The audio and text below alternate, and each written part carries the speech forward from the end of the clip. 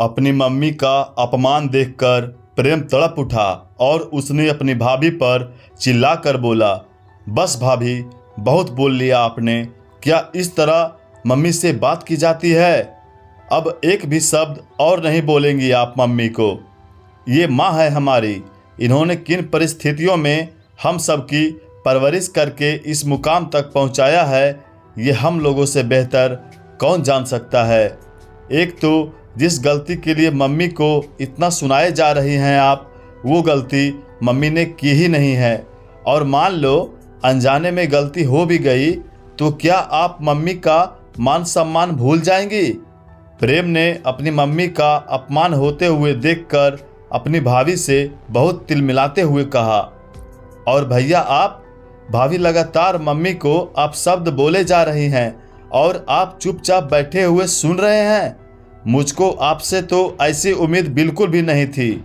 तभी प्रेम की मम्मी गायत्री जी बड़ा बेटा सागर से पहले ही परिस्थितियों को संभालने की कोशिश करते हुए बोल पड़ी, प्रेम बेटा तुम चुप रहो।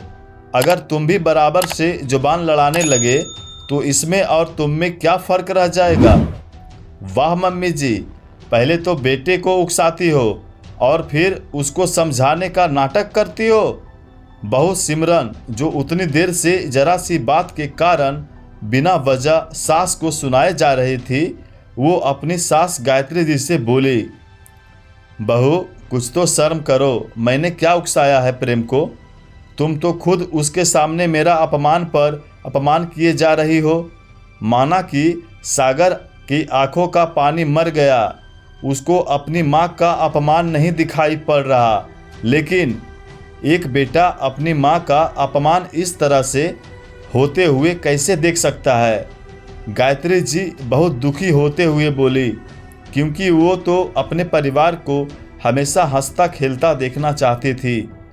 कभी इस तरह की गायत्री जी कल्पना भी नहीं की थी, लेकिन कुछ परिस्थितियां चुपचाप जीवन में चली आती हैं और यही हुआ गायत्री जी के साथ। अपने चचेरी बहन के कहने पर उसके दूर के देवर की बेटी के साथ बड़े बेटे सागर की शादी कर दी। पहले तो गायत्री के पति गौतम जी ने मना भी किया था कि ये सोच लो कि ये रिश्तेदारी में सागर का रिश्ता करना सही रहेगा या नहीं, लेकिन गायत्री जी ने सोचा कि बड़ी बहन है तो सोच समझ कर ही रिश्ता बताया होगा।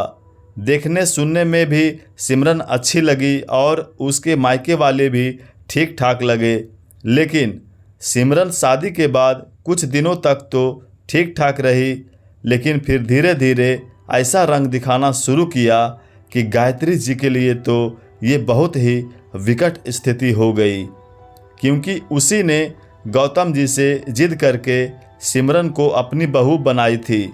ना वो गौतम जी से कुछ अपने दिल का हाल कह पा रहे थे और ना सिमरन के व्यवहार को समझ पा रही थी। और इधर सिमरन जब देखो तब गायत्री जी को छोटी छोटी बातों के लिए मुंहफट जवाब दे देती। गायत्री जी यही सोचती कि सिमरन अभी बच्ची है, थोड़े दिनों में संभल जाएगी, लेकिन जिसको संभलना होगा वही तो संभलेगा।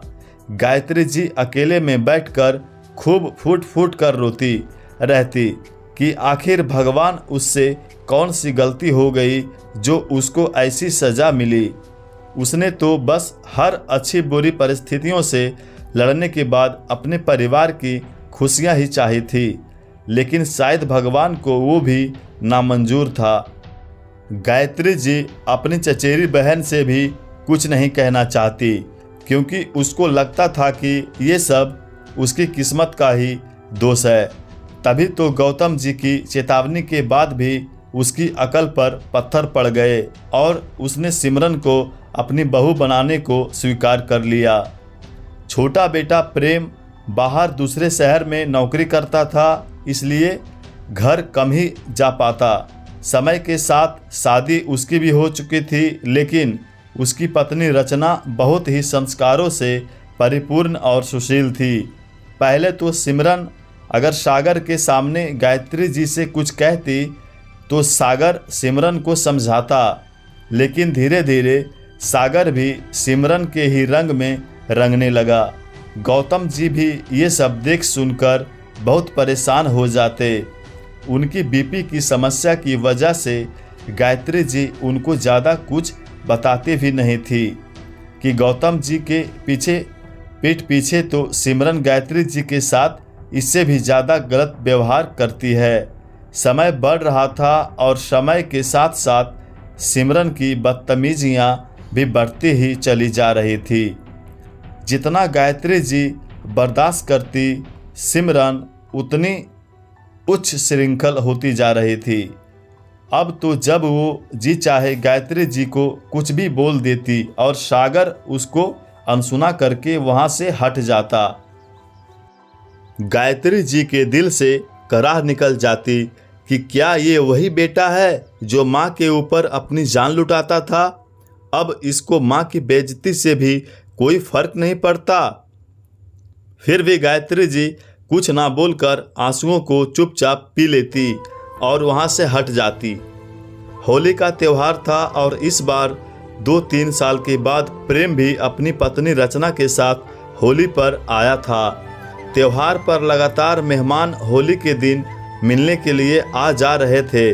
सिमरन की कुछ खास सहेलियां भी आने वाली थी, तो उसने अपने मायके से मिला कीमती क्रॉकरी सेट निकाला था।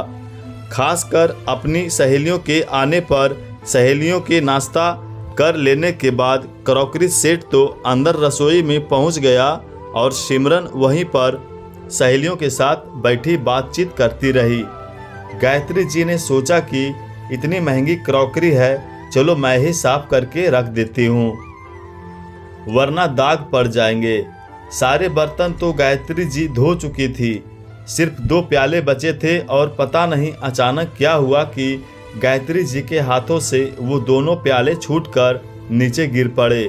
गायत्री जी तो अंदर तक कांप गई, क्योंकि प्यालों के टूटने की आवाज़ बाहर तक भी जरूर गई होगी और तब तक सिमरन की सहेलियां भी जा चुकी थी। सिमरन बिजली की गति से दौड़ती हुई अंदर आई और उसके जो मुंह में आया वो अनाप शनाप गायत्री जी को बोलने लगी। तुमसे कितनी बार कहा है कि मेरे मायके से मिली हुई किसी भी चीज़ में हाथ मत लगाया करो, लेकिन इनको तो कुछ समझ में ही नहीं आता। बस हमारी जान के पीछे हाथ धोकर पड़े रहना है। पता नहीं कब पिंड छूटेगा इन लोगों से। काम धाम तो नाम भर का है और जब देखो तब नुकसान करने पर ही लगे रहते हैं। कभी इतना महंगा सेट देखा होता तब तो कीमत जानती उस चीज़ की, लेकिन इनको क्या फ़र्क पड़ता है। हराम की चीज़ थी तो तोड़ डाली। सागर और प्रेम भी प्यालों के टूटने की आवाज़ सुनकर अंदर आ गए थे। सिमरन का ये सब बोलने का सागर के ऊपर तो कोई फर्क नहीं पड़ा, लेकिन प्रेम के लिए ये सब बर्दाश्त करना असंभव ही था।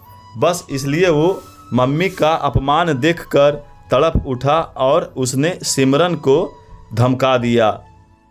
तभी सिमरन गुस्से में बोली, इतनी ही परवाह है तो ले जाओ इनको अपने साथ, 4 दिनों में आटे दाल का भाव मालूम पड़ जाएगा। सिमरन ने तो बेशर्मी की सारी हदें ही पार कर दी थी। गायत्री जी को मम्मी ना कहकर इनके उनके पर उतर आई। भाभी, आप बिल्कुल भी परेशान ना होइए। हाँ, मैं ले जाऊंगी मम्मी जी और पापा जी को अपने साथ। इतनी देर से चुप बैठी रचना अपनी चुप्पी तोड़ते हुए बोली, वाह वाह, देखो तो जरा, आदमी तो बोल ही रहा था, अब तो मेंढकी के मुंह में भी जुबान आ गई लगता है। ये भी क्या जाने अमीरों के रहन सहन, ये भी आखिर आई मध्यम वर्गीय परिवार से ही है ना। सिमरन बेहुदगी के साथ दोनों हाथों से ताली बजाते हुए बोली, नहीं, ये घर हम लोगों का है। हम लोग इस घर को छोड़कर कहीं नहीं जाएंगे। जब तक हमारे हाथ पैरों में ताकत है उसके बाद देखा जाएगा, क्योंकि तुम्हारे पापा की दुकान अभी अच्छी खासी चल रही है और मैं भी रसोई बनाने में लाचार नहीं हूँ। हमारी दाल रोटी आराम से चल जाएगी। तुम लोगों के आगे हाथ फैलाने की नौबत बिल्कुल भी नहीं आएगी। और हाँ, सिमरन, रही घर छोड़ने की बात, तो अब तक मैंने बहुत तुम्हारी बदतमीजियों को बर्दाश्त कर लिया, लेकिन अब बिल्कुल भी नहीं। अब ये घर छोड़कर तुम और सागर जाओगे, क्योंकि अब पानी सिर के ऊपर जा चुका है। जब धागे का गुच्छा बहुत ज़्यादा उलझ जाए और सुलझाया भी ना जा सके तो उसको तोड़कर फेंक देना ही बेहतर होता है। बहू, तुम्हारे साथ रहकर इस तरह रोज़ रोज़ मरने से बेहतर है कि एक बार में ही मर जाना। ना रहेगा बांस और ना बजेगी बांसुरी। गायत्री जी की तड़पती हुई आवाज़ सुनाई पड़ी। सब कुछ घुट घुट कर बर्दाश्त कर लेने वाली गायत्री जी के अंदर आज की परिस्थिति को देखकर पता नहीं इतना बोलने की ताकत कहाँ से आ गई थी। शायद परिस्थितियाँ बहुत ज़्यादा ही विकट नज़र आ रही थी, इसलिए और बर्दाश्त करना शायद असंभव सा हो गया था। मम्मी, होश में भी हो कि आप क्या कह रही हो? हम लोग आखिर क्यों ये घर छोड़कर जाएं? अब जाकर सागर के बोल फूटे जब उसको घर से निकाला जा रहा था। चलो बेटा, कम से कम बोले तो तुम, वरना तो लग रहा था कि तुम्हारे मुंह में जुबान ही नहीं बची है। लेकिन शायद मैं अभी तक बेहोश ही थी। अब जाकर मुझको होश आया है। अपना दोनों का बोरिया बिस्तर समेटो और अपना नया घर ढूंढो। बस 2-3 दिन की मोहलत तुमको देती हूँ। अब तो सिमरन के पैरों तले से ज़मीन खिसक गई कि आखिर इतना अच्छा घर कहाँ मिलेगा। अब तो सिमरन ने भी रो रो कर अनुनय विनय करनी शुरू कर दी, लेकिन अब तो गायत्री जी चिकना घड़ा बन चुकी थी। उसके ऊपर इन घड़ियाली आंसुओं का कोई भी प्रभाव नहीं पड़ने वाला था। इधर इतना सब कुछ घर में हो गया, लेकिन उस समय गौतम जी घर पर नहीं थे। वो किसी दोस्त से होली मिलने के लिए उसके घर गए हुए थे। आप बिना पापा के मर्जी से कोई फैसला नहीं सुना सकती, क्योंकि ये घर पापा का है, सिर्फ आपका नहीं। सागर और सिमरन अपनी दाल गायत्री जी के आगे गलती हुई ना देखकर बोले, पापा की धमकी क्या देते हो? उनकी भी आंखों से कुछ छुपा नहीं है, गायत्री जी ने लापरवाही से कहा।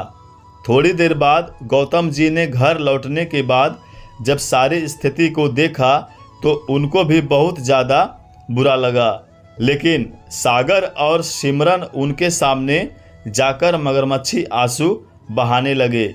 लेकिन उनके ऊपर भी कोई भी फर्क नहीं पड़ा, क्योंकि महसूस तो वो भी कहीं ना कहीं गायत्री जी के अपमान को कर ही रहे थे, और उन्होंने भी गायत्री जी के फैसले को एकदम जायज़ ठहराया और सागर और सिमरन को फिर से घर छोड़ने की हिदायत दे डाली।